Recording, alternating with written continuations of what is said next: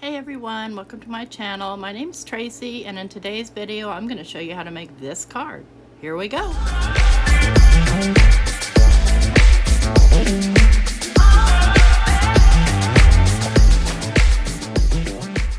So today I wanted to show you the Sunset Sentiment set of 5. What a versatile set you can use for any of your summer needs, or even basically any time where you might be thinking about enjoying a sunset. And I'll show you a couple of cards that I did using some of these sentiments.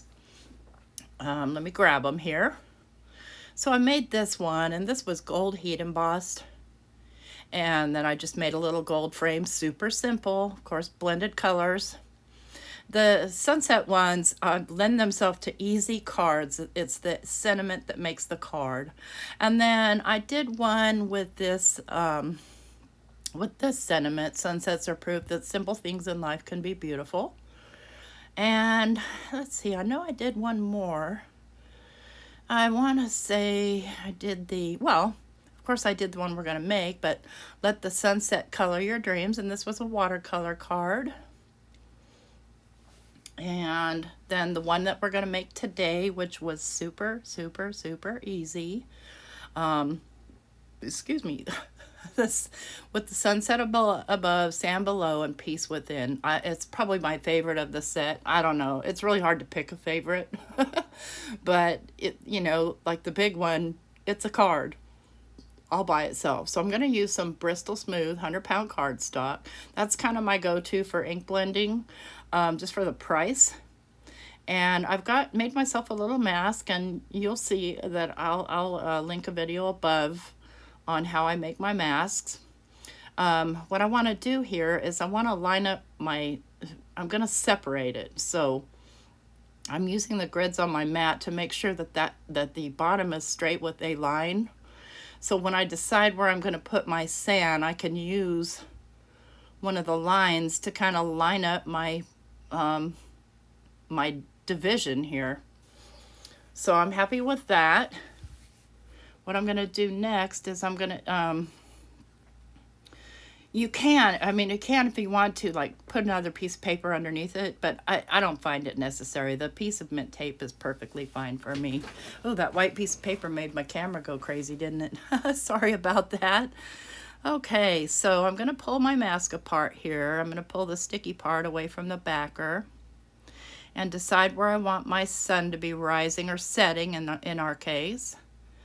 So I'm going to have it set right about in the middle. It doesn't have to be perfect, but I'm going to make sure that it's nice and stuck down there so that it doesn't come up while I'm ink blending. And I'm just going to flip it over and I'm going to start ink blending. There we go. Get that white piece of paper out of there. Get our colors going straight. And I end up not using the seedless preserves because you don't really need it. But I'm going to start out with just a blending brush and my wild honey. And I'm going to kind of clean off my brush because I know that I used it on a very pumpkin-y orange color earlier. So I'm not really wanting that pumpkin-y color on there. And I'm just going to go light back and forth onto, this. Basically, I'm dividing these colors in 4. So I'm done with that color. I'll use the same brush for the dried marigold. And just kind of blend that up so I'm halfway up my sunset. And I'm starting off of the page and then bringing my color in. Okay, and then we'll go in with the picked raspberry. Let's grab a pink brush.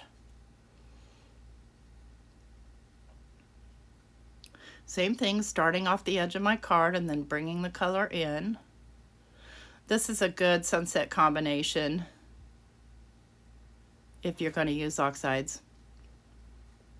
I'm just going to bring that in, and I'm going to come up a little bit further with it, blending the pink a little bit up towards the top because I want to mix the salty ocean with it so that I can get a purple. So the picked raspberry and the salty ocean make a beautiful, beautiful purple, and it's a soft purple. And I'm just blending in, and my salty ocean brush is really stiff.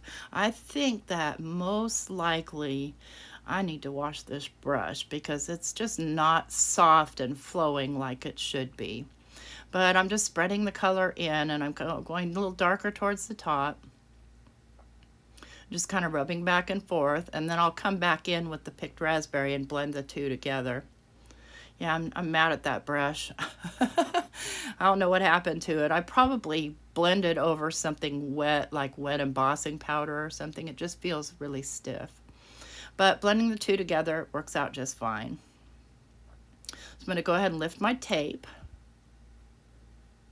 And I was going to try and lift my son with it, but it decided to lay back down.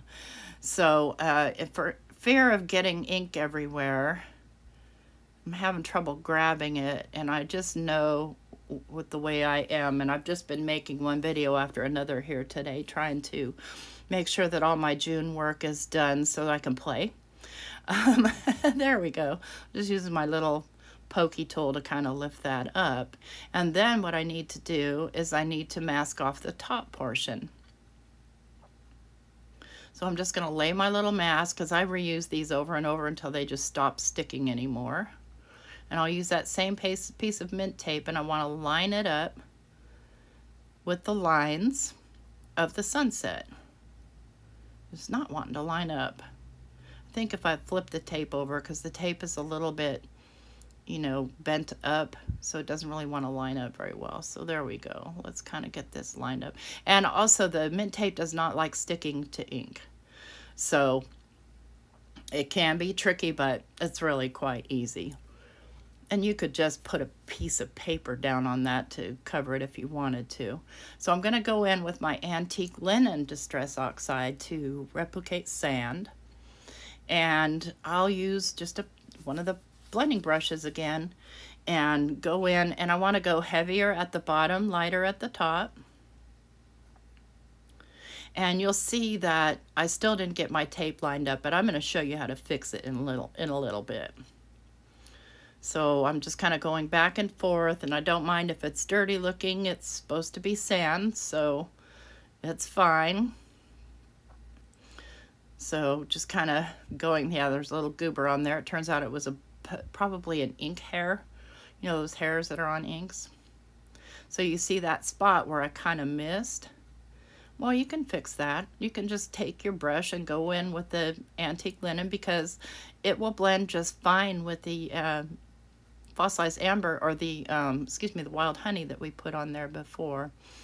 Now I got a little bit of sun, a little bit of roundness, so I'm just going to spread that out.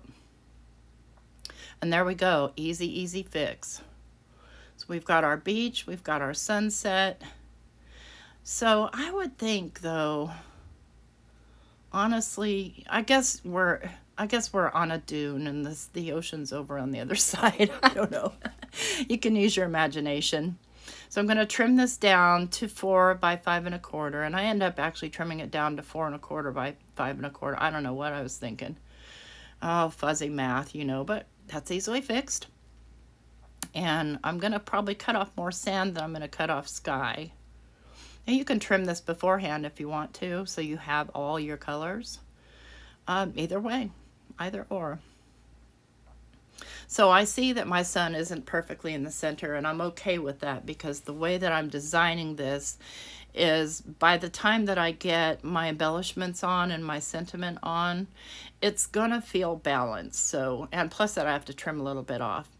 So first thing I'm gonna do, though, is I'm gonna stamp down, and I'm gonna stamp directly to the card. You know, I like to make a lot of one-layer cards because they're easy to send. You just a normal envelope, no extra postage, no extra bulk, nothing to get smashed up in the mail. I've seen pictures of some stuff I've mailed to people, and by the time they had it, it was so mangled. I was just like, I can't even believe this. So you see how it kind of just balances out there, even though it's off-center. So I'm going to want to place my sentiment down on the piece of acetate so that the sand below words are in the sand, and the sunset above is in the sunset, or in the sun. So I'm going to test it here, see how I like my placement. And I'm not sure about that placement there. I'm not really feeling it. I'm going to wipe it off, and I'm going to move the stamp around. And you can just continue to do that, you know, when you're working with the acetate, and until you get it exactly where you want it.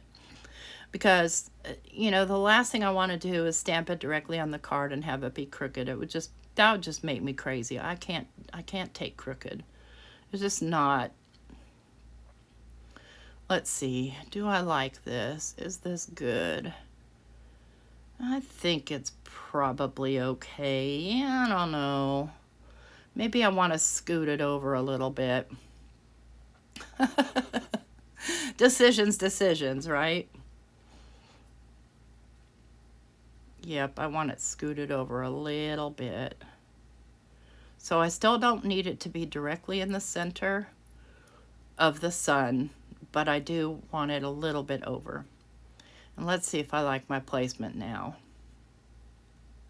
Also, if you use the acetate, it gives you a chance to play. Well, maybe you'd like this up in the sunset, or, you know, something else. So I'm happy with that placement. I'm going to wipe this off. I'm going to pull out the acetate and just make sure it's wiped off, because I will get that black ink on something. And then I'm going to go ahead and just ink up my stamp and stamp this down. Pretty simple. I do notice that I did not quite get enough pressure over to the right side, so I'm just going to get a little more ink and get a little more pressure where I need it. You don't want to do too much pressure when it comes to a sentiment, or it'll get all bleedy. So this one came out good. I'm happy with it. So I'm going to take the card out, or the card front out of the stamping platform, and get it out of my way. And then I'm going to glue it down to a white card base. And this is when I notice, whoops, I cut that at 4 1/4. That's okay. I'll cut a 1/4 inch off of the one side. It's going to center things a little bit more. What I will do, though, is I know this ink is wet, so I'm going to lift this guard out of the way so it doesn't smear the ink, because it will. I can tell you from experience. I'm just going to kind of hold it right there, and then hold it there and pull it out. There we go. Perfect. Okay, so all I need to do is glue this down to the card base and add the embellishments, and we've got ourselves a beautiful card that nobody would know. It took you, I don't know, 10-15 minutes to make. So, I mean, if you were mass producing, then you could do a bunch of sunset backgrounds and then, you know, use those sentiments as needed. And that's basically what I did with this card set. Is I had a bunch of, you know, I'm a background maker. I like to make backgrounds, and just when I'm not inspired to do anything else. So I make backgrounds, tons of them, all different kinds, sunsets, grungy, everything. So I've got these they're like little water droplets. They're something I bought on Amazon, and they come in several different sizes. So I'm pouring a lot of them out so that I can get the sizes I want, because I want a small, medium, and large, and there's even extra large in here, but they're too big for me. And so what I'm looking for is my wax pencil, which I used earlier today and now I can't find. And so I've got another one of those wax pushy pencil-y things, this thing. It's not my favorite. And I'm going to try and get out my little water droplets and set them kind of just on the card so that they're in the right direction. And I decide that I need something bigger to put all those droplets in so that I can sort through them easier. So I've just got this little kind of box that I started and never finished sitting over to my side. And now I can easily grab the ones I want, because I want tiny ones, medium ones, and large ones. And I'm going to do 6. So this is a Kathy Zilski method that I learned from her.